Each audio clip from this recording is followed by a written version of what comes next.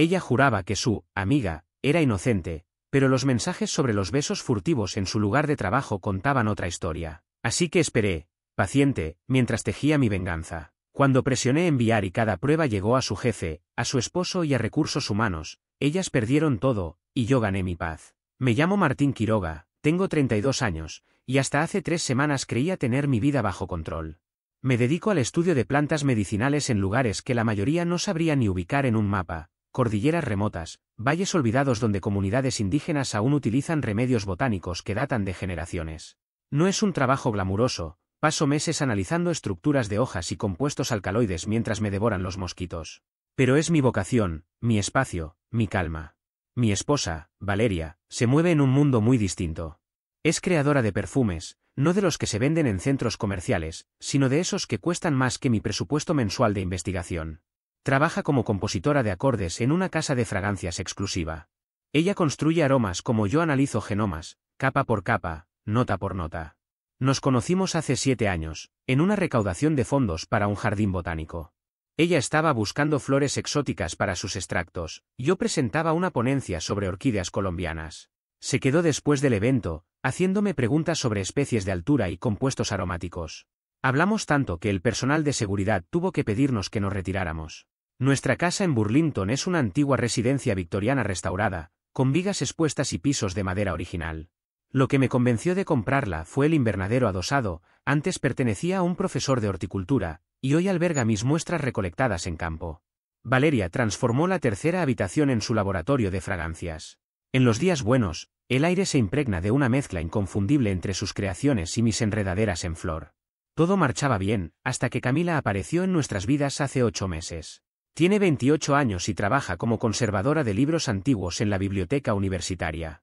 Valeria la conoció en un taller interdisciplinario sobre recetas históricas de perfumes. Se entendieron al instante, ambas obsesionadas con preservar, con documentar, con el detalle minucioso. Cuando el divorcio de Camila comenzó a volverse complicado, Valeria la invitó a cenar. Luego las visitas se volvieron semanales. Después, 2 veces por semana. Al principio me agradaba Camila. Era inteligente, con ese humor seco y académico. A veces hojeaba mis cuadernos de campo como si fueran manuscritos del siglo XVII, y me hacía preguntas sobre mis métodos de documentación. Me pareció simple curiosidad profesional. Pronto empezó a acompañarnos a los juegos de mesa de los viernes y a las salidas al mercado de agricultores los sábados. Cuando en septiembre viajé a Brasil por 2 semanas de trabajo, Valeria me escribió que Camila la estaba acompañando para que no se sintiera sola. Noté los cambios al regresar. Había bromas internas que no entendía, gestos compartidos, una conexión silenciosa entre ellas. Valeria mostraba un interés repentino por las técnicas de conservación de papel y encuadernación. Durante las cenas, se enviaban mensajes y sonreían al leerlos. Cuando preguntaba de qué se trataba, siempre era algo de trabajo o tendrías que haber estado ahí. Camila empezó a aparecer incluso cuando yo trabajaba hasta tarde, alegando que necesitaba la opinión de Valeria sobre un proyecto de reconstrucción olfativa. El mes pasado, asistieron juntas a un congreso en Boston. Valeria regresó encantada, hablando sin parar de la brillante exposición de Camila y de lo mucho que todos admiraban su conocimiento sobre adhesivos del siglo XVIII. Su entusiasmo sonaba distinto, más vivo, más radiante, como cuando solía hablar de mis investigaciones, antes de que la rutina lo apagase. Y entonces llegó la noche que todo cambió. No podía dormir. Eran las 3 de la madrugada, y yo miraba el techo mientras Valeria respiraba tranquila a mi lado. Mi mente no dejaba de repasar la cena de esa noche. Recordé cómo rieron cuando mencioné que planeaba otro viaje a Brasil. Camila había bromeado. Al menos tus plantas no te responden. Lo dijo con una sonrisa ligera, pero algo en su tono me dejó una sensación agria. Y Valeria rió más de lo necesario. Intenté ignorarlo, pero la incomodidad se quedó. Me giré, buscando algo que distraerme, y tomé su iPad del velador. Solo quería usar la aplicación de meditación que ella me había recomendado para el insomnio. Al encender la pantalla, apareció una notificación. Un mensaje de Camila: no puedo dejar de pensar en lo de antes. Sentí un vacío en el estómago. No fue una sorpresa total, sino una confirmación. Parte de mí ya lo sabía. Toqué la notificación antes de pensarlo demasiado. El dispositivo pidió el código de acceso. Usé su fecha de nacimiento. Demasiado fácil. El hilo de mensajes se abrió lentamente, línea por línea. Al principio, conversaciones inocentes, comentarios sobre restauraciones de manuscritos, planes para almorzar, ideas sobre combinaciones aromáticas. Pero incluso en esos primeros textos había un tono distinto, una cercanía que no pertenecía a simples colegas. Y mientras las líneas continuaban cargando, supe que lo que vendría después borraría por completo la imagen que tenía de mi matrimonio. Aquella noche, el silencio tenía un peso extraño. El zumbido del refrigerador y el suave parpadeo del router eran los únicos sonidos que me mantenían anclado al presente. En la pantalla del iPad, la conversación que había abierto parecía una herida que no dejaba de sangrar. Todo comenzó 3 meses atrás, justo después de mi viaje de investigación en Brasil. Recordaba aquel periodo con claridad, días interminables en selvas húmedas, noches bajo la lluvia, clasificando hojas y midiendo compuestos. Mientras yo registraba propiedades medicinales de especies desconocidas, Valeria, mi esposa, me escribía mensajes que, en retrospectiva, parecían simples, inocentes. Pero a medida que avanzaba por el chat, el tono cambiaba. Las primeras líneas eran de rutina: cuídate, te extraño, el trabajo me está matando.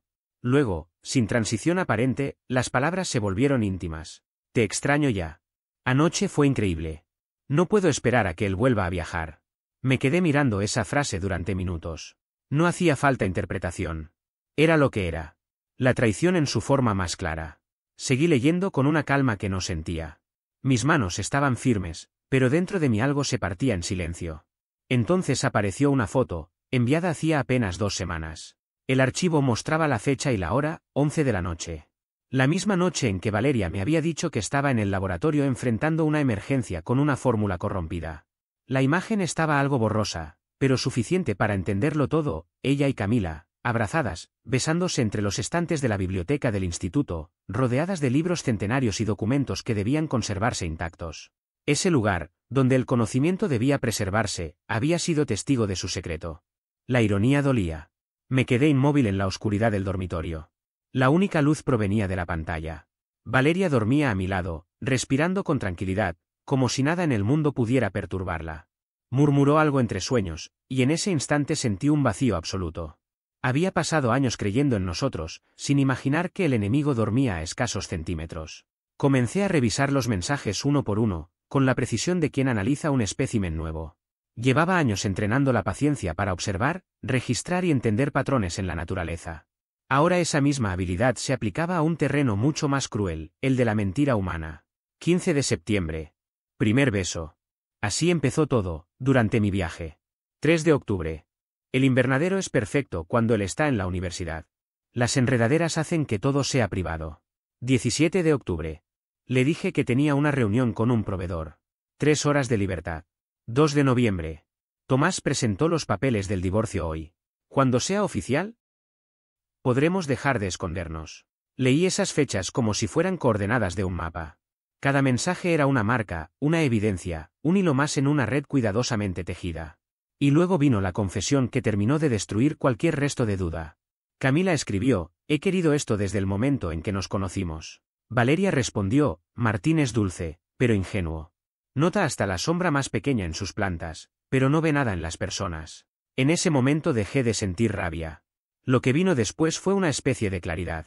Un silencio racional, científico. Seguí leyendo, clasificando los mensajes según su contenido: amor, planeación, manipulación, intención económica. 20 de noviembre. Martín planea otro viaje en enero. 2 semanas en Colombia. ¿Podríamos decirle entonces? No, respondió ella, debemos ser inteligentes con esto. Y luego, el golpe final, 25 de noviembre, víspera de Acción de Gracias. Camila escribió: a veces me siento culpable. Está claro que él te ama. Valeria contestó con frialdad quirúrgica: el amor no paga la hipoteca. Esa casa ya vale más de 800.000. Lo mantendremos feliz hasta que la obtenga en el divorcio. Vermont aplica distribución equitativa, me corresponde la mitad o más si pruebo que me abandonó por su trabajo. Camila respondió entre risas: eres terrible. Me encanta. Valeria cerró: me amas a mí. La casa es solo un premio. Leí esas líneas con la misma atención con la que examinaría un hallazgo botánico importante. No había lágrimas, ni gritos, ni destrucción. Solo el reconocimiento de un patrón de comportamiento premeditado. En lugar de colapsar, mi mente se reorganizó. Encendí mi computadora portátil, creé una carpeta encriptada y comencé a guardar cada conversación. Verifiqué los metadatos, las ubicaciones, los horarios. Clasifiqué las pruebas. Traición personal. Falta ética profesional. Violación de protocolos institucionales. Durante las siguientes 2 horas recopilé imágenes, mensajes y documentos. Encontré fotos de ambas en la sala de manuscritos raros del instituto, besándose entre libros cuyo valor superaba mi salario anual. Camila tenía acceso a códigos de seguridad y permisos restringidos. Habían convertido un espacio destinado al conocimiento en su propio refugio privado. Luego descubrí correos enviados desde la cuenta de Valeria durante horario laboral. No puedo concentrarme después de anoche. Tu perfume sigue en mi ropa. Usaban los recursos del trabajo para alimentar su aventura, los servidores de la universidad, las redes internas. Todo quedaba registrado. Cuando levanté la vista, el reloj marcaba 4:47 de la madrugada.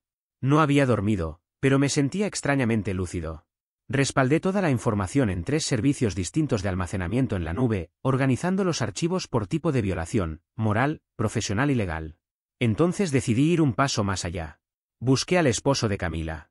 Tomás Pedernera, analista financiero en una firma de Burlington. Su perfil público transmitía optimismo. Su última publicación hablaba de nuevos comienzos y crecimiento personal. No sabía que su matrimonio aún era una farsa. Recordé que Vermont sigue siendo uno de los pocos estados donde la infidelidad puede tener peso en un proceso de divorcio. Esa información podía cambiar muchas cosas. Bajé a mi estudio. Encendí la luz baja y empecé a imprimir todo. El sonido de la impresora era constante, casi hipnótico. Cada hoja salía marcada con una fecha, la fuente y una breve descripción, igual que las etiquetas que uso para catalogar mis muestras en el laboratorio. Clasifiqué cada impresión en carpetas numeradas. Era meticuloso, casi ritual. Mientras organizaba el material, descubrí algo más inquietante. En el historial del navegador de Valeria había decenas de búsquedas relacionadas con las leyes de divorcio en Vermont. Había consultado artículos sobre cómo maximizar los bienes durante la separación, cómo establecer abandono del cónyuge y cómo asegurar una compensación favorable. Lo más perturbador era la fecha. Las primeras búsquedas databan de principios de octubre, antes de que yo siquiera sospechara algo. Fue entonces cuando comprendí que aquello no había sido un desliz, sino una operación planeada con precisión. Cada palabra, cada excusa, cada ausencia encajaba en un esquema mayor, preparar el terreno para despojarme de todo lo que habíamos construido juntos. El amanecer empezaba a teñir la casa de un gris pálido. Desde el piso de arriba escuché el sonido familiar de sus pasos. Valeria se levantaba para su rutina matutina, como si nada en su vida hubiera cambiado. 5:30 de la madrugada, puntual como siempre. Yo, en cambio, seguía en el estudio, rodeado de papeles, carpetas y pantallas encendidas. En ese silencio previo al amanecer, comprendí que lo que estaba por venir no sería una confrontación impulsiva. Sería un proceso tan metódico y controlado como mis investigaciones de campo. No habría gritos. No habría súplicas. Solo hechos, pruebas y precisión. Y cuando todo estuviera listo, ella entendería que, esta vez, el observador era yo. Me aseguré de cerrar todo, limpiar el historial y volver a la cama antes de que Valeria viniera a buscar su iPad. Cuando entró al dormitorio, ya tenía puesta su ropa deportiva. ¿Despierto tan temprano?, preguntó mientras ajustaba los auriculares. No pude dormir, respondí, fingiendo cansancio. Tengo que entregar pronto la propuesta de Brasil. Se inclinó para besarme en la frente con esos mismos labios que había visto en las fotos. Mi dedicado científico, dijo con una sonrisa. Trata de descansar un poco. La observé salir. Apenas unos segundos después, escuché su teléfono vibrar sobre la mesa. Una notificación, mensaje de Camila. El guardia de seguridad anda haciendo preguntas sobre el viernes. Dice que las cámaras captaron algo extraño en la sección restringida. Desde ese momento me convertí en un espectador invisible dentro de mi propia vida. Estaba presente, pero era un fantasma. Observaba, escuchaba, analizaba, sin dejar rastro. Pasé 2 semanas desempeñando ese papel con precisión quirúrgica, y ninguno de los dos sospechó nada. Aprendí mucho en mis expediciones al estudiar depredadores alfa en la naturaleza. Los cazadores exitosos no persiguen, esperan. Instalar la cámara fue sencillo. La ley en Vermont permite grabar dentro de tu propio vehículo sin consentimiento. Elegí una microcámara de movimiento, la escondí detrás del espejo retrovisor y esperé. En menos de 3 días, el dispositivo ya había captado lo que necesitaba, ambas usando mi auto durante la hora de almuerzo. El martes, mientras Valeria decía tener una reunión con un cliente, las imágenes mostraban 40 minutos de ellas en el estacionamiento subterráneo. El audio era incluso peor, hablaban de la cláusula de fidelidad en el acuerdo de separación de Tomás Pedernera, valorada en $60.000. Desde entonces, empecé a documentarlo todo como si se tratara de un estudio de migraciones. Los viernes eran su día predilecto. Valeria alegaba horas extra en la casa de fragancias, Camila registraba inventario y restauraciones en el archivo. Se encontraban después de las 9, cuando el campus ya estaba vacío. El lugar, la sala de manuscritos antiguos, en el piso 12, climatizada y apartada, perfecta para quienes buscaban privacidad. El jueves siguiente fui personalmente a la universidad. Le expliqué a la secretaria del departamento que me interesaba la colección botánica antigua para mi investigación. Me indicó que hablara con la conservadora de libros raros. Pero Camila está enferma hoy, añadió. Cosa extraña, nunca falta un jueves. En la recepción estaba Héctor Lucero, el guardia de seguridad. Pasados los 50, con ese aire de exmilitar que ve más de lo que dice. Firmé como investigador visitante y entablé conversación casual sobre ilustraciones de plantas en textos medievales. Le conté que preparaba un artículo sobre la preservación del conocimiento botánico indígena. Debería ver nuestra colección restringida, me comentó. Es impresionante. Pero solo el personal tiene permiso después del horario, y registramos cada entrada y salida. Debe ser muy tranquilo en las noches, comenté con naturalidad. No tanto como piensa. Algunos investigadores se quedan hasta tarde. Esa conservadora, Camila, viene todos los viernes. Muy dedicada, respondió, con una mueca que me confirmó más de lo que dijo. Pasé 3 horas en la sala pública leyendo de verdad, construyendo mi coartada, tomando notas genuinas, preguntando con interés académico. Cuando me marché, me detuve de nuevo en el escritorio del guardia. Por curiosidad, le dije, si quisiera citar esos manuscritos en mi publicación, ¿hay grabaciones para verificar la autenticidad? Mi editorial es bastante estricta con la procedencia. Héctor levantó la mirada. Sí, se archiva todo por 90 días. Cada entrada, cada salida, con hora y sello. Eso es bastante minucioso. Tiene que serlo. Algunos de esos libros valen más que una casa. No podemos descuidarnos. Me miró con seriedad. Especialmente cuando hay acceso fuera de horario. La gente cree que nadie los ve allá arriba, pero las cámaras lo registran todo. Le agradecí y me despedí, pero antes de irme me entregó su tarjeta. Por si necesita más información sobre autenticaciones, dijo. Esa misma noche reforcé mi papel de esposo ejemplar. Le llevé flores a Valeria, fresias moradas del mercado local, sus favoritas. Preparé la cena y la escuché quejarse de un cliente complicado que no podía decidirse con las notas base de su perfume. Fingí interés, asentí, sonreí. Cuando su teléfono vibró y su rostro se iluminó al leer el mensaje, contuve el gesto. Camila pregunta si queremos cenar mañana, comentó Valeria, intentando sonar casual. No puedo, respondí con calma, mientras en mi mente ya anotaba el viernes como otro punto en el mapa de su rutina. Durante aquella semana, me moví como un actor dentro de su propio guión. Cada gesto, cada palabra, fue ensayada con precisión quirúrgica. Fingí normalidad, incluso calidez. Le dije a Valeria que lamentaba no poder acompañarlas aquella noche, que tenía una reunión impostergable en el departamento. Le sonreí con esa serenidad estudiada que aprendí después de años enfrentando auditorios y colegas. Ustedes deberían ir, le sugerí, con la voz tranquila de quien no sospecha nada. Han estado bajo mucha presión. Una noche fuera les vendrá bien. Ella me besó en la mejilla, agradecida, con ese aire encantador que tanto sabía fingir. Eres demasiado bueno conmigo, susurró, sin saber que esa frase quedaría registrada en mi memoria como un epitafio. El viernes llegó envuelto en una calma artificial. Pasé el día aparentando concentración en mis clases, saludando colegas, revisando documentos que no necesitaban revisión. Al caer la tarde, cuando la universidad se vació, dejé las luces encendidas en mi oficina para mantener la ilusión de que seguía ahí. En realidad, conduje hasta un punto desde el que podía observar discretamente la entrada principal de la biblioteca. A las 8:45 en punto, el Audi de Valeria se detuvo frente al edificio. Minutos más tarde, Camila apareció y la dejó pasar. Entraron por separado, cuidando los tiempos, como si la distancia pudiera borrar la evidencia. El tipo de coordinación que solo tienen los culpables. Esperé hasta las 9:30 antes de entrar. El guardia que me recibió era nuevo, joven, distraído, con los auriculares puestos. Sin embargo, Héctor Lucero, el encargado de seguridad principal, emergió desde la oficina trasera al verme. Doctor Quiroga, me saludó con cordialidad profesional, trabajando hasta tarde otra vez. Pensé revisar unos textos medievales, pero quizás sea mejor hacerlo el lunes, respondí, fingiendo cansancio académico. Héctor miró su monitor, y con una media sonrisa, bajó la voz. Curioso lo de los viernes por la noche, comentó.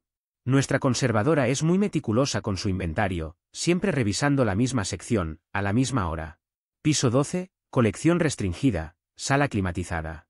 Giró la pantalla levemente. En la imagen, dos siluetas entraban en la sala de manuscritos hacía poco más de una hora. Ese lugar requiere autorización especial, añadió.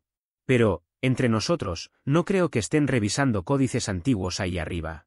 Esa noche confirmé lo que ya intuía, la verdad no necesitaba confrontación, solo precisión. Pasé el fin de semana elaborando mi respuesta con la disciplina de un científico preparando un experimento. 3 sobres Manila, 3 dosis exactas de justicia. Paquete 1, dirigido a Tomás Pedernera, socio mayoritario de una firma de inversiones y todavía esposo legal de Camila. Conseguir la dirección de su oficina fue sencillo. Dentro del sobre incluí capturas verificadas, con metadatos y sellos de tiempo, los mensajes que demostraban la infidelidad. En su acuerdo de separación existía una cláusula de fidelidad posnupcial, su incumplimiento inclinaba todos los activos a su favor. Cerré el paquete con una nota breve. Su esposa aún lleva su apellido. Sería justo que lo honre mientras le dure. Paquete 2, preparado para la decana Graciela Torres y el director de Recursos Humanos, Santiago Moyano. Documenté meticulosamente cada violación de protocolo, accesos fuera de horario, uso indebido de espacios restringidos, manipulación irregular de material patrimonial. 63 ingresos no autorizados, cada uno respaldado con registro de cámara y bitácora de entrada.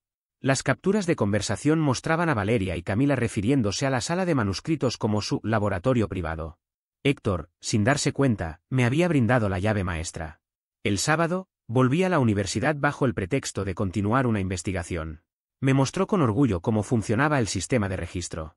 Incluso imprimió algunos accesos para mi archivo académico. Paquete 3, dirigido a Rafael Bustos, dueño de Essence Vinic, la prestigiosa casa de fragancias donde Valeria trabajaba.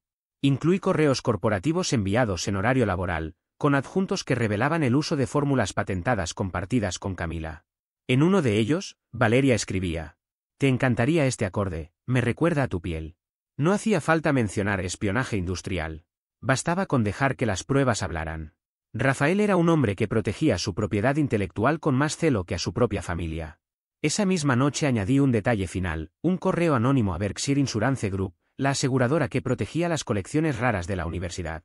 Les advertí de accesos irregulares a zonas restringidas. Con pólizas que superaban los 7 dígitos, sabía que enviarían auditores antes del amanecer.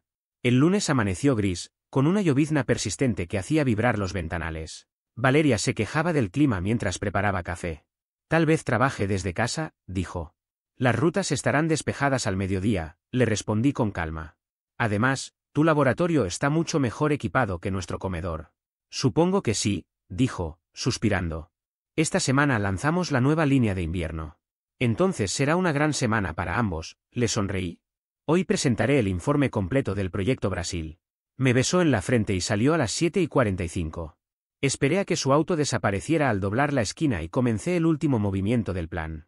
Saqué los documentos de la caja fuerte, escritura, seguro, impuestos. Vermont tiene leyes interesantes respecto a bienes prematrimoniales, si no se mezclan con activos maritales, siguen siendo propiedad individual. Aquella casa era un legado de mi abuela, recibido 2 meses antes de casarnos. Nunca añadí su nombre, aunque ella creía lo contrario. «Yo te dejo esas cosas aburridas a ti», decía riendo. Preparé una cesión que transfería la vivienda de Martín Quiroga al fideicomiso Martín J. Quiroga, creado el viernes anterior. El documento se mezclaba entre otros papeles rutinarios, renovación del seguro, pago de impuestos, autorización de servicios. Todos con espacios listos para su firma. Al mediodía regresó a casa, diciendo que había olvidado unas notas. «Amor, ya que estás aquí, ¿podrías firmar estos documentos?», le pedí con naturalidad. «Son trámites anuales del seguro». Ella firmó sin mirar, concentrada en un mensaje de Camila. «Perfecto, testigo de su propia pérdida», murmuré apenas audible mientras sellaba su firma ante mi notario personal. «¿Cómo va el lanzamiento?», pregunté. «Agotador, pero Camila me mantiene tranquila», respondió, sonriendo mientras revisaba el teléfono. A las 2 de la tarde, conduje hasta la oficina de correos. 3 sobres, envío certificado, acuse de recibo. Los paquetes estarían en manos de sus destinatarios el martes a las 9 en punto. Sin espacio para retractaciones. Activé el seguimiento desde mi móvil y observé cada etapa del trayecto como si se tratara de un experimento en tiempo real. Esa noche, decidí representar el último acto del papel que ella había escrito para mí, el esposo atento. Preparé su cena favorita, risotto de hongos, vino tinto y velas. Valeria estaba radiante, casi eufórica. Camila y yo estamos trabajando en algo especial, dijo mientras probaba el postre. Te va a encantar. Estoy deseando verlo, contesté, sirviéndole otra copa. A las 11, mi teléfono vibró, 3 notificaciones de entrega confirmada. Borré las alertas, limpié el historial y apagué la pantalla. Dormí como un hombre que ya ha cerrado un ciclo. A las 3 de la madrugada, un mensaje iluminó la habitación. El señor Bustos quiere ver a Valeria a primera hora. Dice que es urgente. Lo envió su asistente. Lo leí con calma, bloqueé la pantalla y seguí durmiendo. El martes amaneció con estruendo. A las 7:23, el teléfono de Valeria sonaba sin parar mientras ella aún estaba en la ducha. El nombre Rafael Bustos parpadeaba como una alarma. Respondió empapada, en la 5ª llamada. ¿Qué? No puede ser, ¿quién habría? No, voy enseguida, balbuceó. Se vistió con prisa, rociándose perfume sin control. ¿Todo bien? Pregunté desde la cama, fingiendo sueño. ¿Problemas en el trabajo? Alguien le envió a Rafael algo sobre mí, dijo temblando. Tengo que irme. A las 8:15, recibí un mensaje de voz de Tomás Pedernera. No sé quién eres, pero gracias. Mi abogado dice que esto cambia todo.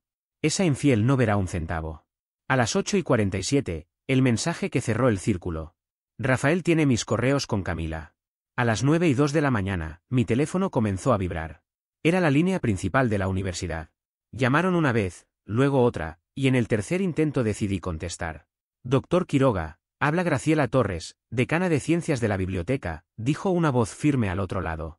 Entiendo que ha estado trabajando recientemente con nuestras colecciones. Sí, en los manuscritos botánicos medievales. ¿Hay algún problema? Estamos revisando ciertas irregularidades con uno de nuestros conservadores de libros raros. Seguridad nos informó que usted había preguntado por los protocolos de acceso. ¿Podría atendernos para responder algunas preguntas? Por supuesto, respondí con tranquilidad, aunque no sé de qué manera podría ayudar. Nada serio. Solo estamos entrevistando a todos los investigadores que utilizaron los archivos en las últimas semanas. A las 9:34, el nombre de Camila apareció en la pantalla. Dejé que la llamada se perdiera. Volvió a marcar de inmediato y luego envió un mensaje. Martín, es urgente. Llámame. Ocurrió algo grave. A las 10:15, Valeria llegó a casa. El maquillaje, a pesar de ser a prueba de agua, se le corría por las mejillas. Necesito hablar contigo, dijo apenas entró.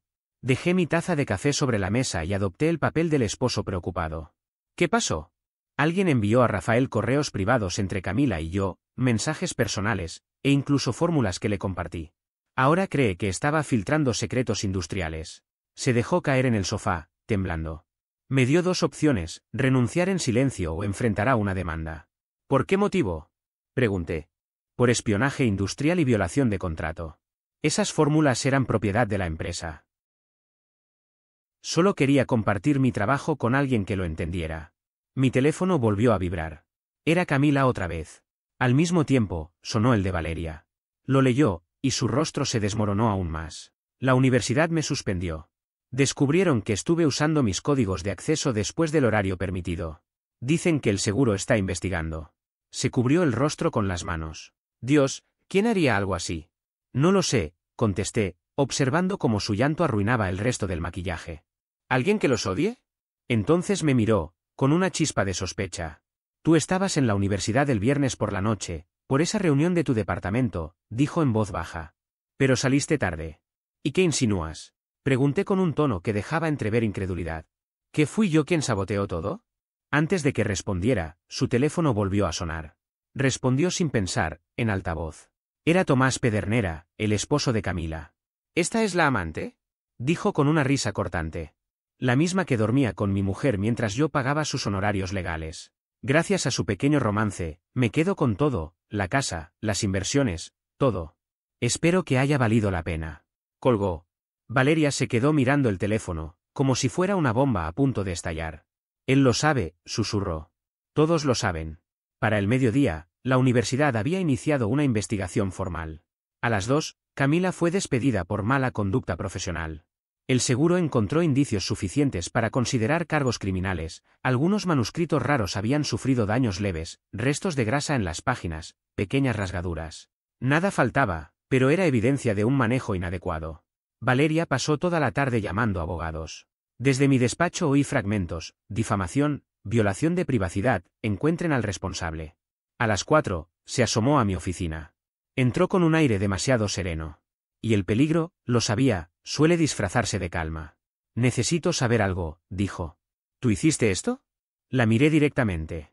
No tengo idea de qué hablas. ¿Cómo podría siquiera acceder a esos correos? Me sostuvo la mirada unos segundos antes de girar y anunciar.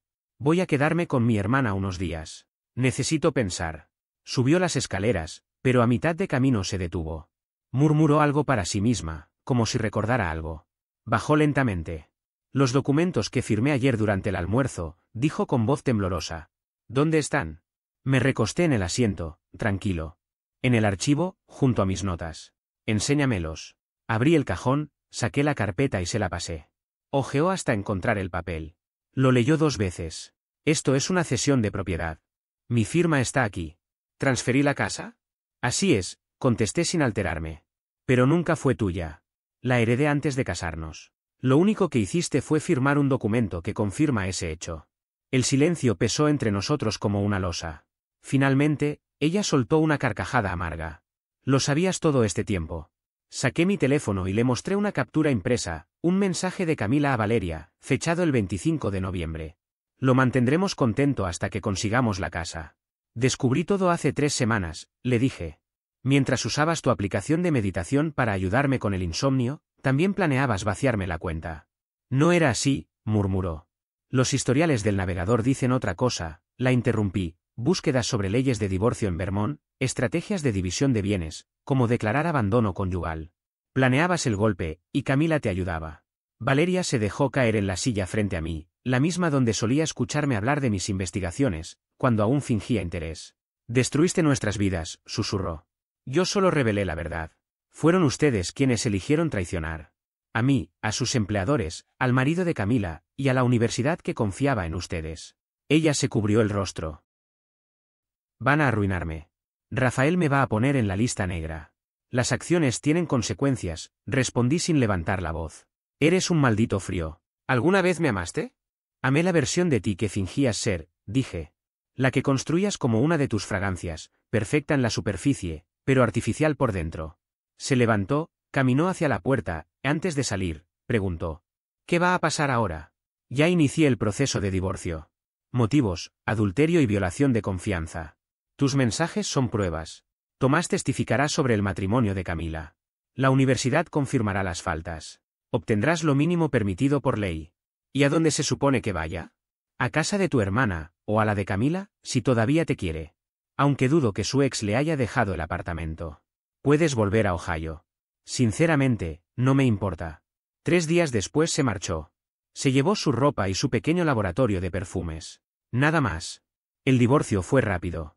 Su abogada le aconsejó no pelear, las pruebas eran irrefutables. Sin pensión, sin derechos sobre la casa, sin acceso a mis investigaciones. Camila recibió 1 año de libertad condicional, multas altísimas y la prohibición permanente de trabajar en colecciones raras. La restauración de los manuscritos dañados costó más que su salario anual. Tomás se quedó con todo en su propio divorcio, hasta la vajilla de su abuela. Valeria volvió a Ohio, con sus padres. Según supe por conocidos, trabaja en un centro comercial, preparando perfumes personalizados para turistas. Pasaron 3 meses. Yo ya estaba en Colombia, entre montañas cubiertas de neblina, registrando nuevas especies de orquídeas medicinales. La rutina era sencilla, amanecer con el canto de los monos, anotar datos, recolectar muestras. Una noche, el director del centro me habló de una vacante fija, coordinación del programa de etnobotánica, presupuesto propio, vivienda incluida. Acepté sin pensarlo. Esa madrugada no pude dormir. Salí al claro del bosque y me senté frente al río. El agua reflejaba la luna como si fuera un espejo roto. Saqué mi vieja libreta, esa que había usado durante todo el proceso, y arranqué una página, la que tenía las últimas notas de Valeria, garabateadas cuando aún creíamos que nuestro matrimonio era invencible. La doblé y la lancé al agua. Flotó unos segundos antes de hundirse. El teléfono vibró. Era Héctor Lucero, tenemos nueva bibliotecaria, una mujer encantadora. Se interesa por los manuscritos botánicos. Pensé que te gustaría saberlo. Sonreí. Guardé el teléfono sin responder. El sonido del río cubrió el silencio de mi respiración. Por primera vez en mucho tiempo, no sentí rencor ni rabia, solo una calma profunda, limpia, como el aire antes del amanecer. No necesité fuego ni humo para cerrar ese capítulo. Bastó con mirar cómo el papel desaparecía entre las corrientes y entender, al fin, que no había nada más que quemar.